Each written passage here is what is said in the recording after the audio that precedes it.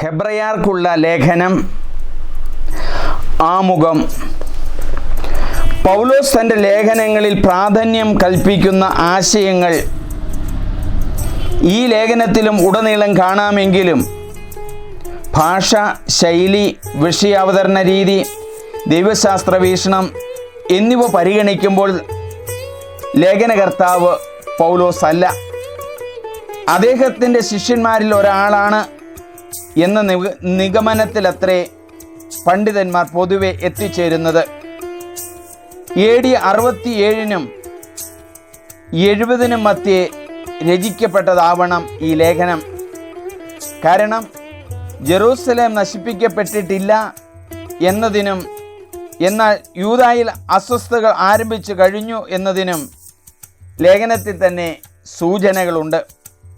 യഹൂദരിൽ നിന്ന് പീഡനങ്ങൾ അനുഭവിച്ചിരുന്ന ക്രിസ്ത്യാനികൾ വിശ്വാസത്തിൽ ഉറച്ചു നിൽക്കണമെന്ന് ഉപദേശിക്കുകയാണ് ഈ ലേഖനത്തിൻ്റെ മുഖ്യ ഉദ്ദേശം.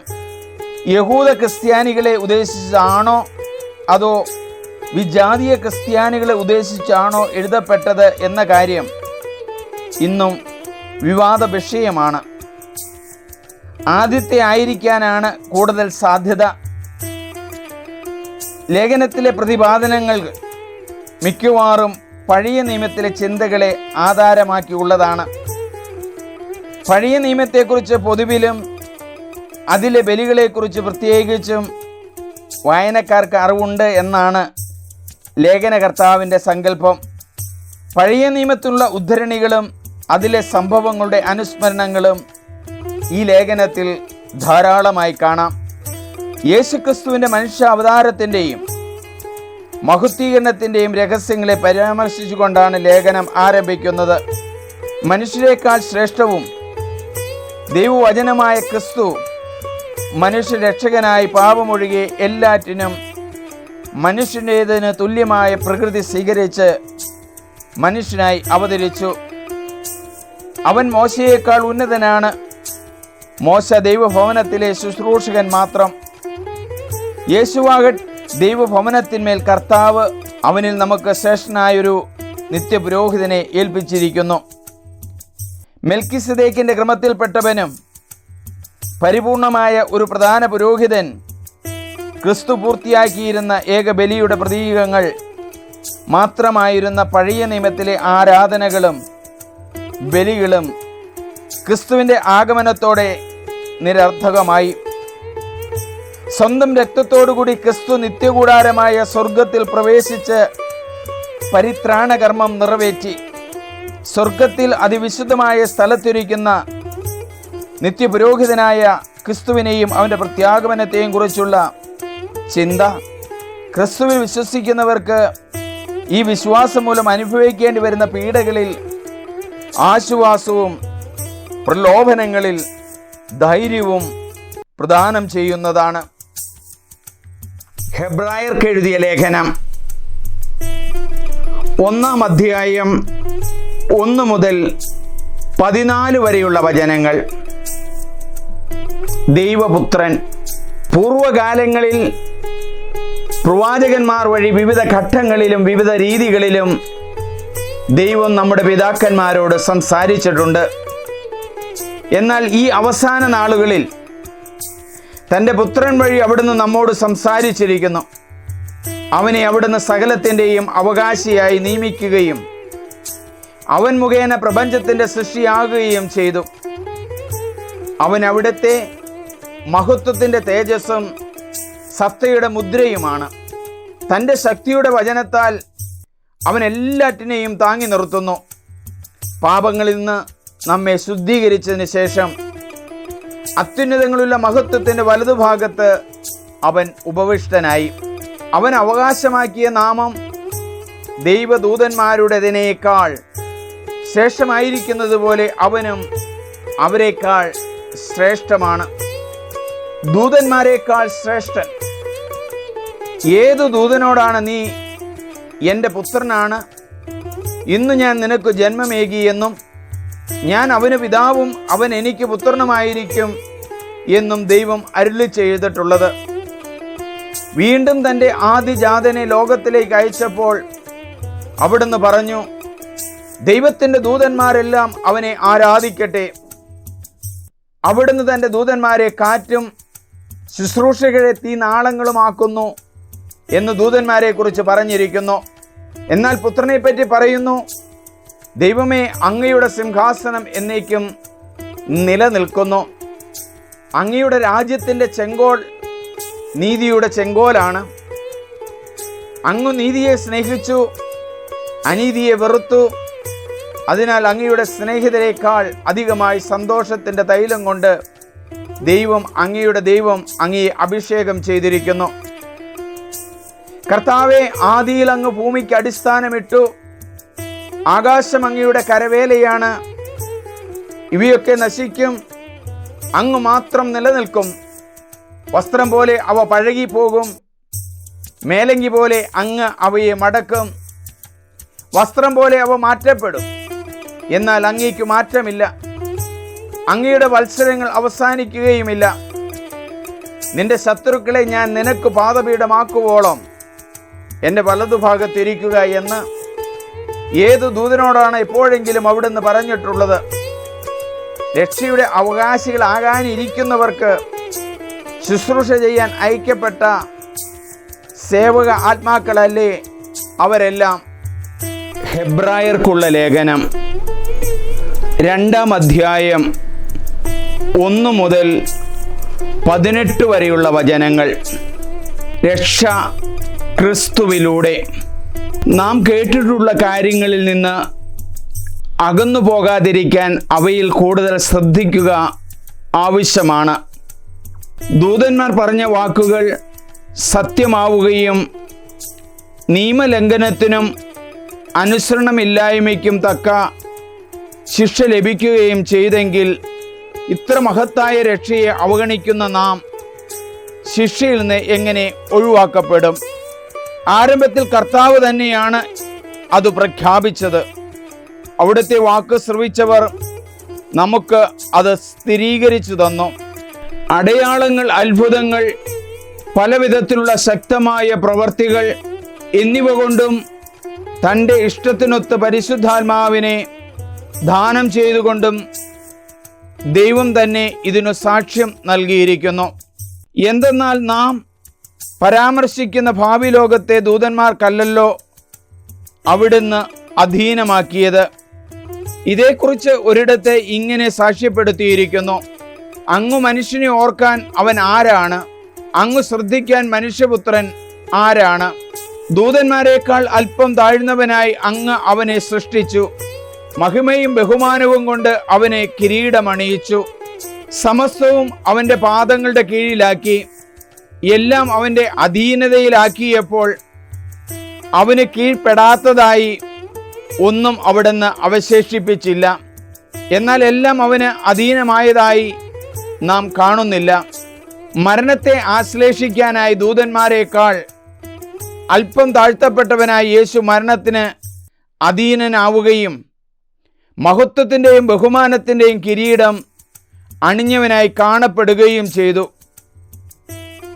ആർക്കു വേണ്ടിയും ആര് മൂലവും എല്ലാം നിലനിൽക്കുന്നവോ, ആര് അനേകം പുത്രന്മാരെ മഹത്വത്തിലേക്ക് നയിക്കുന്നവോ, ആ രക്ഷയുടെ കർത്താവിനെ അവിടുന്ന് സഹനം വഴി പരിപൂർണനാക്കുക തികച്ചും ഉചിതമായിരുന്നു. വിശുദ്ധീകരിക്കുന്നവനും വിശുദ്ധീകരിക്കപ്പെടുന്നവരും ഉത്ഭവിക്കുന്നത് ഒരുവനിൽ നിന്നു തന്നെ. അതിനാൽ അവരെ സഹോദരർ എന്ന് വിളിക്കാൻ അവൻ ലജ്ജിച്ചില്ല. അവൻ പറയുന്നു, അങ്ങേ നാമം എൻ്റെ സഹോദരരെ ഞാൻ അറിയിക്കും.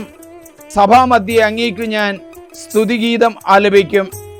വീണ്ടും ഞാൻ അവനിൽ വിശ്വാസം അർപ്പിക്കും എന്നും ഇതാ ഞാനും എനിക്ക് ദൈവം നൽകിയ മക്കൾ എന്നും അവൻ പറയുന്നു. മക്കൾ ഒരേ മാംസത്തിലും രക്തത്തിലും ഭാഗഭാക്കുകളാവുന്നത് പോലെ അവനും അവയിൽ ഭാഗഭാക്കായി. ഇത് മരണത്തിന്മേൽ അധികാരമുള്ള പിശാചിനെ തൻ്റെ മരണത്താൽ നശിപ്പിച്ച് മരണഭയത്തോടെ ജീവിതകാലം മുഴുവൻ അടിമത്തത്തിൽ കഴിയുന്നവരെ രക്ഷിക്കുന്നതിന് വേണ്ടിയാണ്. എന്തെന്നാൽ അവൻ സ്വന്തമായി എടുത്തത് ദൈവദൂതന്മാരെയല്ല, അബ്രാഹത്തിൻ്റെ സന്തതിയാണ്.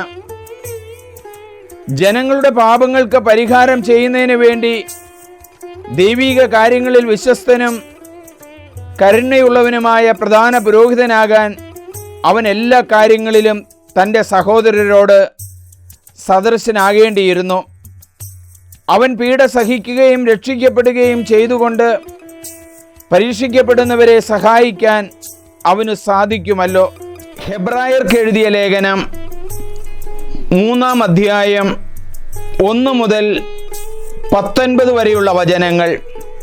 മോശയേക്കാൾ ശ്രേഷ്ഠൻ, സ്വർഗീയ വിളിയിൽ പങ്കാളികളായ വിശുദ്ധ സഹോദരരെ, നാം ഏറ്റുപറയുന്ന വിശ്വാസത്തിൻ്റെ അപ്പസ്തോലനും ശ്രേഷ്ഠ പുരോഹിതനുമായ യേശുവിനെ പറ്റി ചിന്തിക്കുവിൻ. മോശ ദൈവത്തിൻ്റെ ഭവനത്തിൽ വിശ്വസ്തനായിരുന്നതുപോലെ അവനും തന്നെ നിയോഗിച്ചവനോട് വിശ്വസ്തനായിരുന്നു. യേശു മോശയേക്കാൾ വളരെയേറെ മഹത്വമുള്ളവനായി കണക്കാക്കപ്പെടുന്നു. വീട് പണിതവൻ വീടിനേക്കാൾ പ്രാധാന്യം അർഹിക്കുന്നതുപോലെ ഓരോ വീടിനും നിർമ്മാതാവുണ്ടല്ലോ. എന്നാൽ സകലത്തിൻ്റെയും നിർമ്മാതാവ് ദൈവമാണ്. പറയപ്പെട്ടിരുന്ന കാര്യങ്ങൾക്ക് സാക്ഷ്യം നൽകുന്നതിന് ദൈവത്തിൻ്റെ ഭവനം മുഴുവനിലും മോശ ഭൃത്യനെ പോലെ വിശ്വസ്തനായിരുന്നു. ക്രിസ്തുവാകട്ടെ അവിടുത്തെ ഭവനത്തിൽ പുത്രനെ പോലെയാണ്. ആത്മധൈര്യവും പ്രത്യാശയുള്ള അഭിമാനവും അവസാനം വരെ നാം മുറുകെ പിടിക്കുമെങ്കിൽ നാം അവിടുത്തെ ഭവനമായിരിക്കും. ദൈവിക വിശ്രാന്തി. പരിശുദ്ധാത്മാവ് പറയുന്നത് പോലെ ഇന്ന് നിങ്ങൾ അവിടുത്തെ സ്വരം ശ്രവിക്കുമ്പോൾ മരുഭൂമിയിലെ പരീക്ഷണകാലത്തുണ്ടായ പ്രകോപനത്തിൽ എന്നതുപോലെ നിങ്ങളുടെ ഹൃദയം കഠിനമാക്കരുത്. അവിടെ നിങ്ങളുടെ പിതാക്കന്മാർ 40 വർഷം എന്നെ പരീക്ഷിക്കുകയും എൻ്റെ പ്രവൃത്തികൾ കാണുകയും ചെയ്തു. അതിനാൽ ആ തലമുറയോട് ഞാൻ കോപിച്ചു പറഞ്ഞു, അവർ സദാ തങ്ങളുടെ ഹൃദയത്തിൽ തെറ്റ് ചെയ്യുന്നു, എൻ്റെ വഴികൾ അവർ മനസ്സിലാക്കിയിട്ടില്ല. എൻ്റെ ക്രോധത്തിൽ ഞാൻ ശബ്ദം ചെയ്തു പറഞ്ഞതുപോലെ അവർ ഒരിക്കലും എൻ്റെ വിശ്രമത്തിലേക്ക് പ്രവേശിക്കുകയില്ല. എൻ്റെ സഹോദരരെ, ജീവിക്കുന്ന ദൈവത്തിൽ നിങ്ങളിൽ ആരും വിശ്വാസരഹിതമായ ദുഷ്ടഹൃദയം മൂലം അകന്നു പോകാതിരിക്കാൻ ശ്രദ്ധിക്കുവിൻ. ഇന്ന് എന്ന് വിളിക്കപ്പെടുന്ന ദിവസങ്ങൾ ഉള്ള കാലത്തോളം എല്ലാ ദിവസവും നിങ്ങൾ പരസ്പരം ഉപദേശിക്കുവിൻ. ഇത് നിങ്ങൾ പാപത്തിൻ്റെ വഞ്ചനയാൽ കഠിന ഹൃദയരാകാതിരിക്കുവാനാണ്. എന്തെന്നാൽ നമ്മുടെ ആദ്യ വിശ്വാസത്തെ അവസാനം വരെ മുറുകെ പിടിക്കുമെങ്കിൽ മാത്രമേ നാം ക്രിസ്തുവിൽ പങ്കുകാരാവുകയുള്ളൂ. ഇപ്രകാരം പറയപ്പെട്ടിരിക്കുന്നു, ഇന്ന് നിങ്ങൾ അവൻ്റെ സ്വരം ശ്രവിക്കുമ്പോൾ എതിർപ്പിൻ്റെ കാലത്തെന്നതുപോലെ നിങ്ങളുടെ ഹൃദയം കഠിനമാക്കരുത്. ദൈവത്തിൻ്റെ സ്വരം ശ്രവിച്ചിട്ടും ചിലരെല്ലാം എതിർപ്പ് കാണിച്ചില്ലേ? മോശയുടെ നേതൃത്വത്തിൽ ഈജിപ്തിൽ നിന്ന് പുറത്തു വന്നവരല്ലേ അവർ? അവരുമായി അല്ലേ അവർ 40 വത്സരം മല്ലടിച്ചത്? അവരുടെ ശരീരങ്ങളെയല്ലേ പാപം മൂലം മരുഭൂമിയിൽ നിപതിച്ചത്? അനുസരണക്കേട് കാണിച്ചവരോടല്ലേ ഒരിക്കലും തൻ്റെ വിശ്രമത്തിലേക്ക് പ്രവേശിക്കുകയില്ലെന്ന് അവിടുന്ന് ആണയിട്ട് പറഞ്ഞത്? അങ്ങനെ അവിശ്വാസം നിമിത്തമാണ് അവർക്ക് പ്രവേശിക്കാൻ സാധിക്കാതെ വന്നതെന്ന് നാം കാണുന്നു. ഹെബ്രായർക്ക് എഴുതിയ ലേഖനം 4-ാം അധ്യായം 1 മുതൽ 16 വരെയുള്ള വചനങ്ങൾ.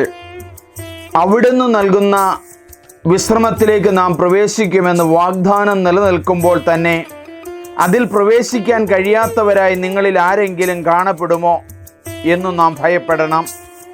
അവർക്കെന്നതുപോലെ തന്നെയാണ് നമുക്കും സുവിശേഷം ലഭിച്ചത്. എന്നാൽ അവർ കേട്ട വചനം അവർക്ക് പ്രയോജനപ്പെട്ടില്ല, കാരണം അവർ അത് വിശ്വസിച്ചില്ല. എന്നാൽ വിശ്വസിച്ചവരായ നാം വിശ്രമത്തിലേക്ക് പ്രവേശിക്കുന്നു. ലോകത്തെ സൃഷ്ടിച്ചു കഴിഞ്ഞപ്പോൾ തന്നെ അവിടുത്തെ ജോലി പൂർത്തീകരിക്കപ്പെട്ടു. എങ്കിലും അവിടുന്ന് പറഞ്ഞിരിക്കുന്നു, എൻ്റെ ക്രോധത്തിൽ ഞാൻ ശപഥം ചെയ്തതുപോലെ അവരൊരിക്കലും എൻ്റെ വിശ്രമത്തിലേക്ക് പ്രവേശിക്കുകയില്ല. ഏഴാം ദിവസത്തെ പറ്റി ഒരിടത്ത് ഇങ്ങനെ പറഞ്ഞിരിക്കുന്നു: തൻ്റെ എല്ലാ പ്രവർത്തനങ്ങൾക്കും ശേഷം ഏഴാം ദിവസം ദൈവം വിശ്രമിച്ചു. വീണ്ടും ഇങ്ങനെ പറഞ്ഞിരിക്കുന്നു: അവർ ഒരിക്കലും എൻ്റെ വിശ്രമത്തിലേക്ക് പ്രവേശിക്കുകയില്ല. എന്നാൽ ചിലർ ഇനിയും പ്രവേശിക്കാനുണ്ട്. മുൻപ് സുവിശേഷം ശ്രവിച്ചവരാകട്ടെ അനുസരണക്കേട് മൂലം പ്രവേശിച്ചിട്ടുമില്ല. അതിനാൽ അവിടുന്ന് ഒരു പ്രത്യേക ദിവസം, അതായത് ഇന്ന് നിശ്ചയിച്ചിരിക്കുന്നു.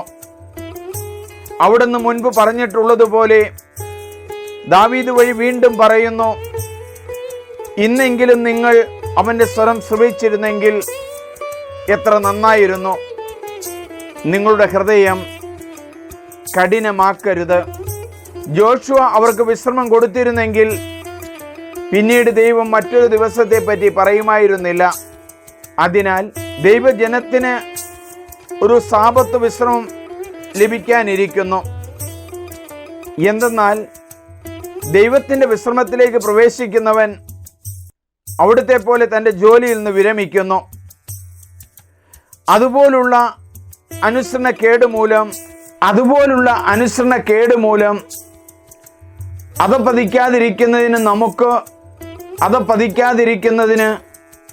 നമുക്കും ആ വിശ്രമത്തിലേക്ക് പ്രവേശിക്കാൻ ഉത്സുകരായിരിക്കാം.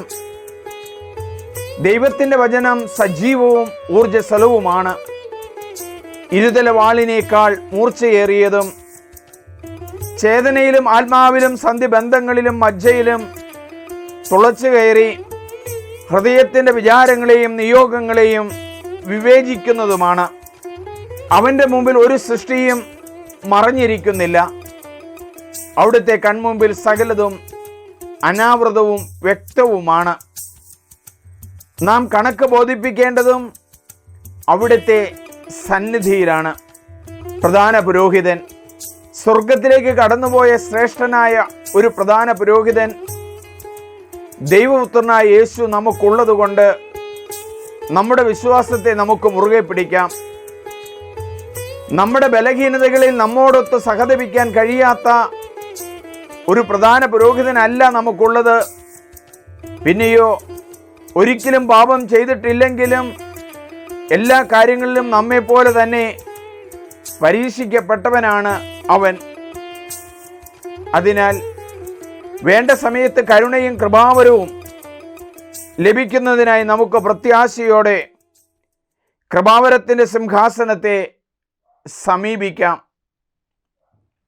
ഇത് കേൾക്കുന്ന എല്ലാവരും ഒരാൾക്കെങ്കിലും നിങ്ങൾ ഷെയർ ചെയ്യണം, സബ്സ്ക്രൈബ് ചെയ്യണം. ദൈവം നിങ്ങളെ അനുഗ്രഹിക്കട്ടെ. Father Sunny Pulparambil CMI. എൻ്റെ ഫോൺ നമ്പർ 90 74 98 42 24. ജയ് ക്രൈസ്റ്റ്.